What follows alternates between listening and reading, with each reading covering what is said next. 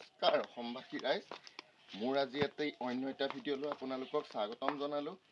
আজি ৰাতিপুৱাই উঠি গৈ গাঁৱৰে কেইবেঘৰটো কল আছিলে, কল কেইথুকমান আছিলে, কল কেইথুক তাকে কাটি আনিলোঁ। আপুনি চাওকচোন, একদম আমি গাঁৱৰ সতেজ কলটো আনো, কোনো সাৰ প্ৰয়োগ নকৰা। আহকচোন,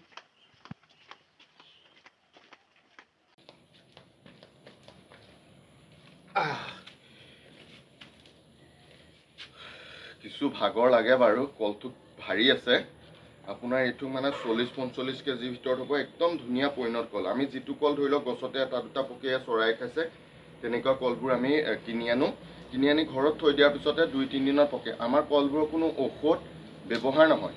ঔষধ ব্যৱহাৰ নকৰোঁ কিয় কাৰণে, ঔষধৰ যিটো ঔষধ তোলে দিয়ে বহুতেই ভয়ানক। সেইটো ঔষধ কোনো কাৰণত দিব নালাগে। আমাৰ গাঁৱৰ পৰিণত কলবিলাক আমি আনি থৈ দিম, এনেকৈ পকি থাকিব।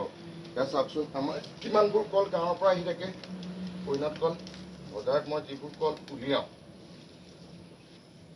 এতিয়া চাওক, এতিয়া এইটো মালভোগ কল। এই মালভোগ কল আহি একদম ধুনীয়া পৰিণত কল। যেতিয়া কাটিবৰ হৈছে তেতিয়া কটা হৈছে। আমাৰ কলবোৰ আপোনালোকে দেখিব একে সতেজতা নেদেখিব, অকণ পুৰণা দেখিব ঠাৰিটো, কিন্তু কাটি থৈ দিওঁতে কলটো ঠাৰিটো অকণ বেয়া হ'ব, কিন্তু আপোনাৰ একদম সতেজ। আপোনালোকৰ ল'ৰা ছোৱালীকো ধুনীয়াকৈ খুৱাব পাৰে এইটো কল।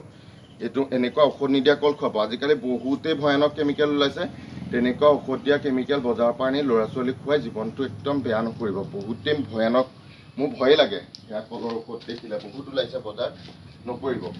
আমাৰ কলবোৰ সাধাৰণতে কলবোৰ চাই লওক, আমাৰ ঔষধ নিদিলে ইয়াত এইখিনি নপকিল, এয়া অলপ পকিল, একদম ধুনীয়া পৰিণত কল। আৰু আমাৰ কাটি থ'ম, এয়া ঠাৰি পকি যাব, কিন্তু আমাৰ কলত ঔষধৰ ব্যৱহাৰ নহয়। কাৰণ ঔষধত মই পইচা খৰচ নকৰোঁ, নানো কেমিকেল, তেনেকুৱা ঔষধ নালাগে।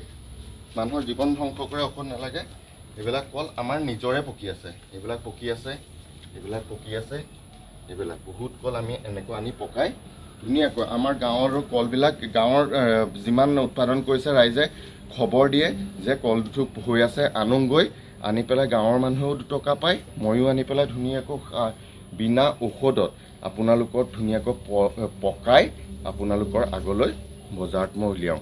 পৰাপক্ষত আপোনালোকে এনেকুৱা গাঁৱলীয়া বিনা মেডিচিনৰ, পাৰিলে ঔষধ নিদিয়াকৈ কলবোৰ খাবচোন, চেষ্টা কৰি চাওক।